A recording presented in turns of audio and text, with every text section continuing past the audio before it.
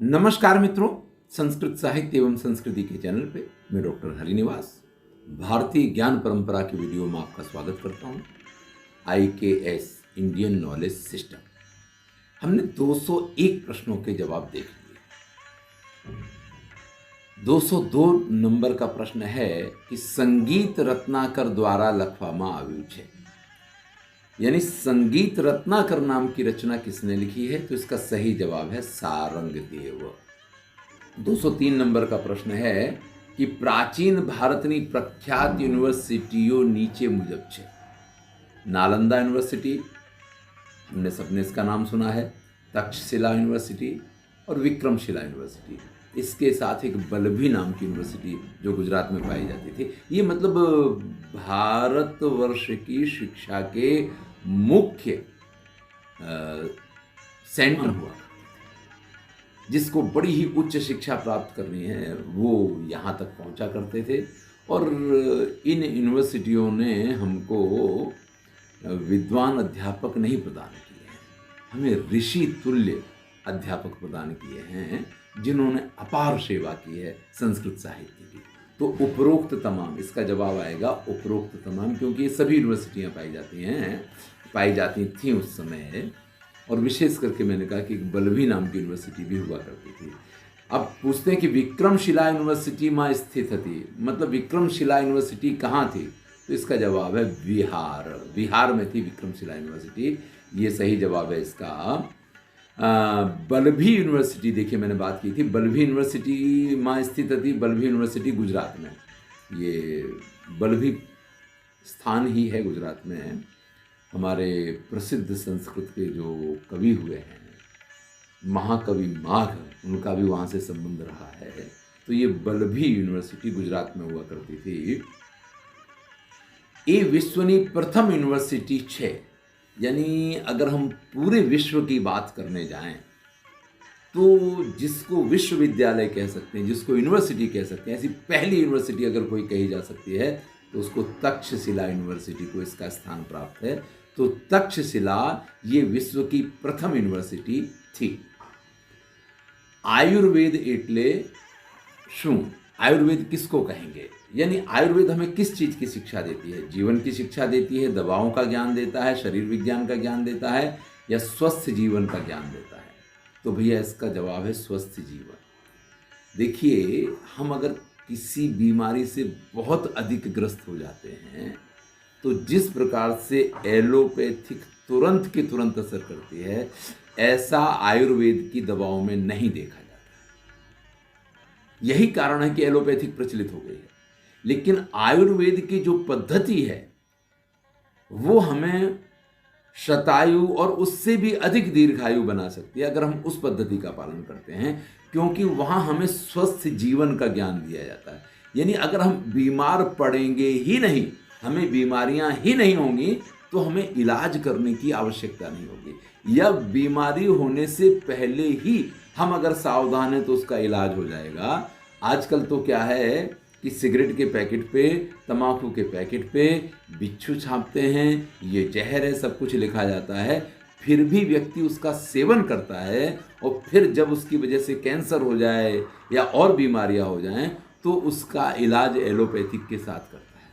हमारी आयुर्वेद की पद्धति, आप स्वस्थ ही रहें, बीमार ही ना हो, तो आपको इस प्रकार से जो दवाओं का सेवन करना पड़ता है वो करना ही ना पड़े, आपातकाल आके उपस्थित ही ना हो, इसकी शिक्षा देता है।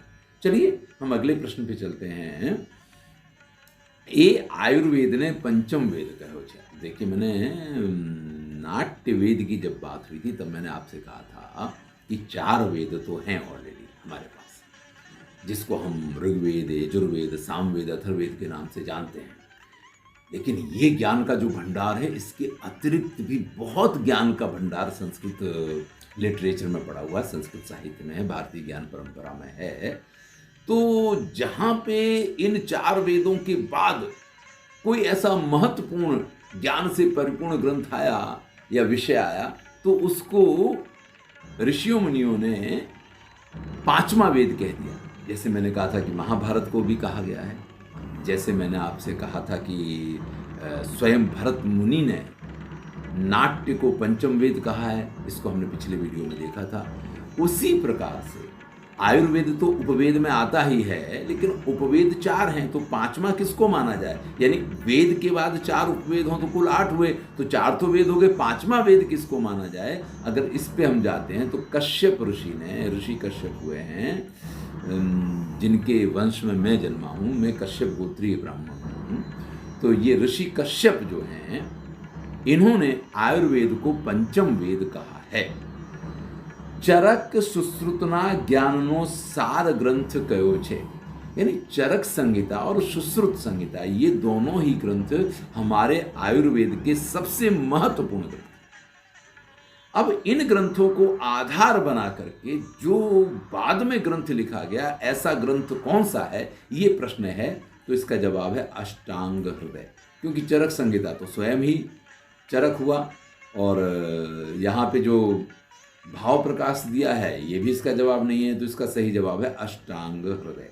अष्टांग हृदय ये चरक और सुश्रुत दोनों की ज्ञान का निचोड़ इसमें प्रस्तुत किया गया है। आगे बढ़ते हैं। औषधि निर्माणनो मुख्य ग्रंथ छे, तो इसका सारंगधर संहिता, सारंगधर संहिता इसका नाम है। अष्टांग हृदय, माधव निदान, भाव प्रकाश और सारंगधर संहिता, ये सभी आयुर्वेद से संबंधित ग्रंथ हैं। हमें इसको समझना है कि औषधि निर्माण का मुख्य ग्रंथ। देखिए, पहले बात आई थी कि आयुर्वेद मुख्यतः भार देता है स्वस्थ जीवन पद्धति, लेकिन आलस्यम ही मनुष्याणाम शरीरस्थो महान रिपुः, ये जो बात कही गई है ये हर समय में लागू पड़ती रही है। अभी लागू पड़ती है ऐसा नहीं है, आज के लोग आलसी ऐसा नहीं है, हमेशा से 6-6 महीने तक कुंभकर्ण जैसे सोते रहते थे। तो ये और किस चीज का प्रमाण है? इससे बड़ा और क्या प्रमाण हो सकता है आलस्य के लिए? तो ये आलस्य हमेशा से रहा है। अब जब आलस्य है तो योग नहीं होगा, योग नहीं होगा तो निरोग नहीं रह पाएंगे।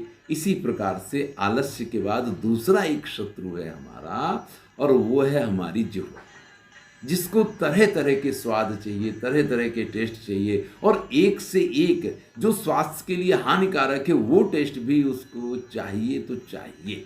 और जब हमारा मन कंट्रोल नहीं होता है, जब हम अपनी इंद्री को वश में नहीं कर पाते हैं, तो फिर भैया कुछ ऐसी चीज़ों का सेवन करते हैं, और उसका परिणाम ये आता है कि बीमारी भी होती है। और जब बीमारी होती है तो उसके लिए औषधि की भी आवश्यकता पड़ती है।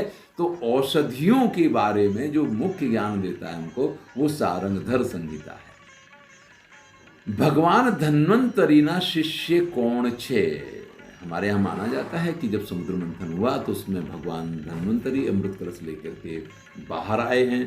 तो अमृत अगर किसी को मिल जाए तो अमर ही हो जाएगा, लेकिन जिनको अमृत नहीं मिले उनको भगवान धन्वंतरी ने औषधि का ज्ञान प्रदान करवाया। तो हमारे यहाँ दवा है, या जो जिसको हम कहें स्वास्थ्य विज्ञान है, इसके प्रमुख जो देव हैं या भगवान हैं, उनको धन्वंतरी कहा जाता है। इसलिए यहाँ कहा है कि भगवान धन्वंतरी के शिष्य कौन हैं, तो उनका नाम है सुश्रुत। सुश्रुत भगवान धन्वंतरी के शिष्य के रूप में जाने जाते हैं। आगे बढ़ते हैं। पंडित भाव मिश्र ग्रंथना रचयिता छे, तो ये भाव प्रकाश इससे संबंधित है, ये मालूम पड़ ही जाता है। पंडित भाव मिश्र बहुत बड़े आयुर्वेद के विद्वान थे, और उन्होंने ये भाव प्रकाश नाम का ग्रंथ में प्रदान किया है, जिससे आयुर्वेद के क्षेत्र में बहुत बड़ा इसका प्रदान है। आगे बढ़ते हैं। जगत तत्वों ने बनेलू छे, 5 तत्वों से बना है।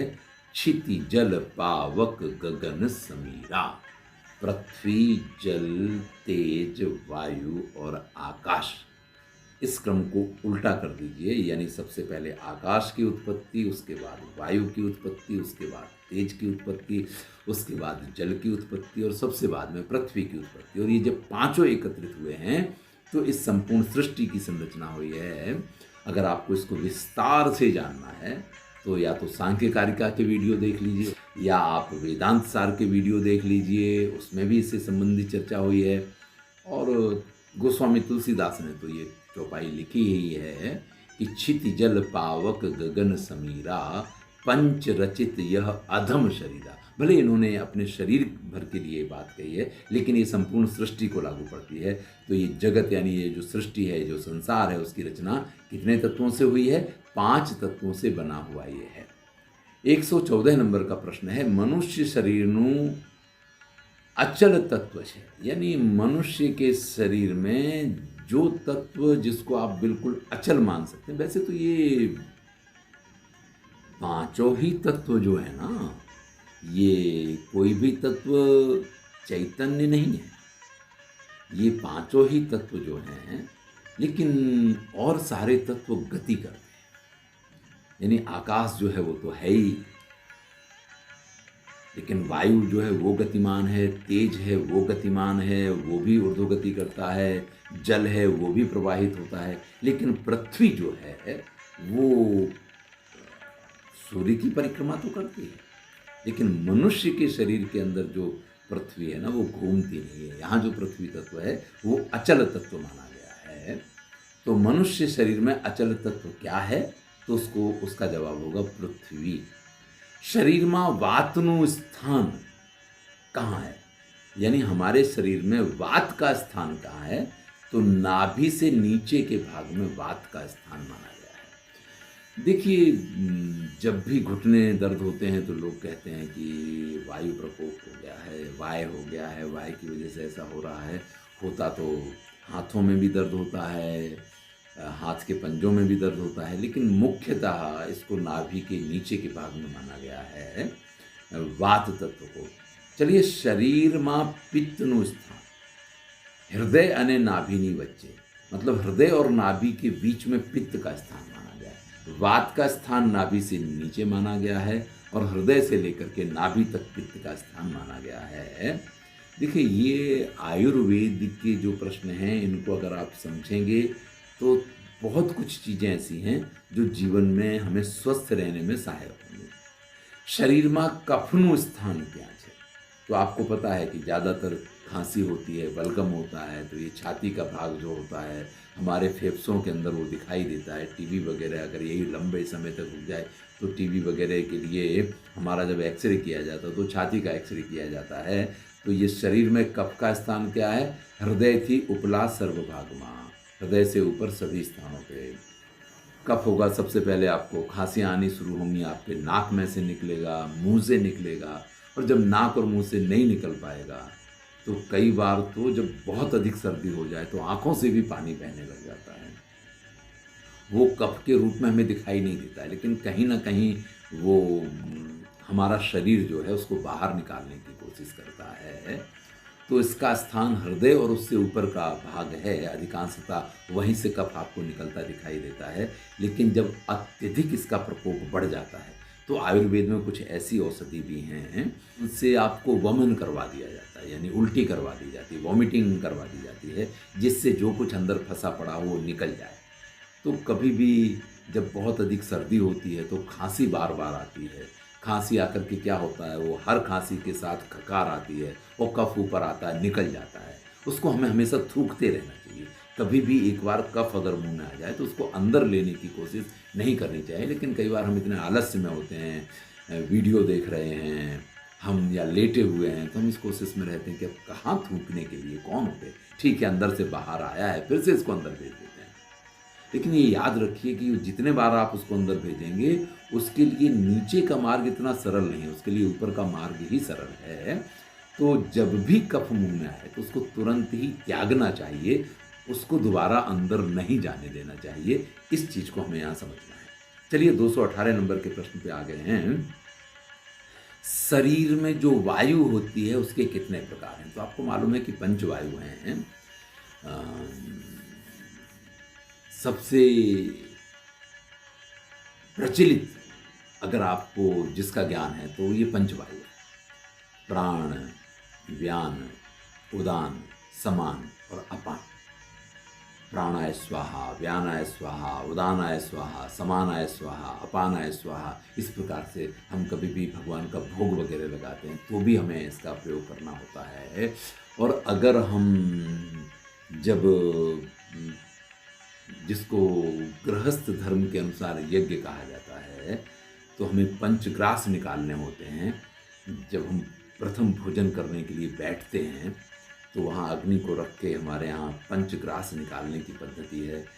अग्नि में नहीं रखना शुरू हुआ तो जब चूल्हे हुआ करते थे तो पंचग्रास जो पहले भोजन करने के लिए घर का श्रेष्ठ व्यक्ति बैठता था वो प्राणाय स्वाहा, व्यानाय स्वाहा, उदानाय स्वाहा, समानाय स्वाहा, अपानाय स्वाहा कह के 5 कौर निकाल दिया करता था छोटे छोटे, और वो चूल्हे में डाल दिए जाया करते थे। वहाँ अग्नि को समर्पित किए जाते थे। सबसे पहले अग्नि का भोग लगाया जाता था, उसके बाद ही लोग वहाँ भोजन प्राप्त किया करते थे। फिर धीरे धीरे ये हुआ कि अग्नि नहीं है, गैस है, तो भी इस परंपरा को हमने कायम रखा कि हम वो 5 कौर निकालते हैं और फिर और कुछ नहीं तो गौ ग्रास जो दिया जाता है उसके साथ रख करके सर्व देवो मया गौ, यानी गाय के अंदर सभी देव विद्यमान होते हैं, इस प्रकार से हम गौ ग्रास के साथ उसको। लेकिन ये एक परंपरा रही है। तो शरीर के अंदर जो वायु हैं वो 5 प्रकार के हैं, तो पंच वायु ये हुआ करते हैं। बोलवानी क्रिया मदद थनार वायु है, यानी जो हम बोलते हैं, इतना सब कुछ आप हमारे पास से सुनते रहते हैं, वो वायु कौन सा है? तो उसका नाम है उदान वायु। ये हमें बोलने में मदद किया करता है। पाचन क्रिया का काम करता है समान वायु। समान वायु का काम है कि वो पाचन क्रिया का काम करता है, और शरीर में जब गैस हो जाती है तो नीचे से वो गैस निकले, या हम मलमूत्र का जो त्याग करना चाहते हैं, जो उत्सर्ग क्रिया है, उसमें हमें मदद करता है अपान वायु। यही गैस है जो सर्वाधिक लोगों को परेशान करता है। आपको एसिडिटी होगी अगर अपान वायु का मार्ग नीचे से निकलने का है, लेकिन जब जब वो ऊर्ध्व गति करेगा तब तक आपको गैस होगी, गले से डकारें आएंगी, खट्टी डकारें हो जाएंगी अगर आपने कुछ इस प्रकार का खाया है। और कई बार तो ऐसा होता है कि वो रास्ता जो है मुख से बाहर आने की बजाय मस्तक की तरफ चला जाता है, क्योंकि हमारे पास एक ब्रह्मरंध्र नाम का छिद्र भी है। तो ये वायु प्रयास करता है कि चलो हम ऊपर से निकल जाएं, लेकिन ऊपर तो वो छिद्र हमने अच्छी तरीके से बंद कर दिया है, वहाँ से निकल नहीं पाता है। फिर जब गैस चढ़ती है तो लोगों को इतना अधिक सिर दर्द होता है कि फिर तो कई बार दवाएं भी असर नहीं करती हैं। इसलिए अपान वायु का बहुत ख्याल रखना चाहिए। हमें हमेशा इस चीज़ का ध्यान रखना है कि जो चीज़ें हमारे पाचन तंत्र को नुकसान करती हैं उन चीज़ों का उपयोग ना करें। यानी समान वायु जो पाचन तंत्र का काम करती है, पाचन क्रिया का काम करती है, समान वायु जिन चीज़ों को स्वीकार कर सकती है, जिनको पचा सकती है, उन्हीं का सेवन करें। नहीं तो अपान वायु का क्रम बिगड़ जाएगा, और एक बार ये अगर नीचे की जगह ऊपर की तरफ आने लगे तो फिर बहुत समस्या हो जाएगी। चलिए आगे बढ़ते हैं। मानव देह में બધા જ અંગોની ક્રિયાઓ કરનાર વાયુ છે વ્યાન વાયુ। यानी जो हमारे हाथ गति करते हैं, ये जो जहाँ जहाँ आपके जोड़ हैं उन जॉइंट्स में जो वायु, जैसे आप देखते हैं ना कभी पंचर की दुकान पे गए हों तो उसके पास जो मशीन होती है वो एयर से चलती है, हवा से चलती है। यानी हवा में इतनी शक्ति है कि आपके टायर का बोल्ट खोलना या बोल्ट टाइट करना या बड़े से बड़े काम वायु के द्वारा किए जा सकते हैं। वहाँ इलेक्ट्रिक का उपयोग नहीं होता है, वो वायु से ही चलती है उनकी मशीन। तो इसी प्रकार से हमारी ये जो मशीनरी है ना, हमारे शरीर के सारे जो जॉइंट्स के भाग हैं वो व्यान वायु उसमें काम करता है, तब ये चलते हैं। तो आपने 4 वायु जान लिए कि जो व्यान वायु है ये हमें मदद करता है हमारे शरीर को चलने में, हमारे जॉइंट्स को काम कराता है। अपान वायु के बारे में जाना, समान वायु के बारे में जाना और उदान वायु के बारे में जाना। अब एक ही वायु रह गया है, प्राण वायु। तो इससे आप अच्छी तरीके से परिचित हैं, इसलिए यहाँ इससे संबंधित प्रश्न नहीं दिया गया है। हम जो श्वास उच्छ्वास लेते हैं ये है प्राण वायु। और जो हमारा जीवन जिसके आधार पे टिका हुआ है, आप हमारे उपनिषद के वीडियो देखिए तो उसमें आएगा कि सबसे श्रेष्ठ वायु है प्राण वायु। क्योंकि अगर ये शरीर में है, या आप ये कह लीजिए कि आपके शरीर में जितने वायु हैं, उदान, व्यान, समान, अपान, वो सब प्राण वायु के आधार पे ही कार्य करते हैं। तो उससे संबंधित प्रश्न यहाँ नहीं पूछा गया है, लेकिन ये 5वां वायु प्राण वायु, इसका कार्य मैंने आपको बताया। तो चलिए इस वीडियो में इतना ही। अगले वीडियो में हम आयुर्वेद से संबंधित कुछ और प्रश्नों की चर्चा करें। धन्यवाद। मैं डॉक्टर हरि। आनंद लीजिए, अच्छा लगे तो मित्रों के साथ शेयर कीजिए।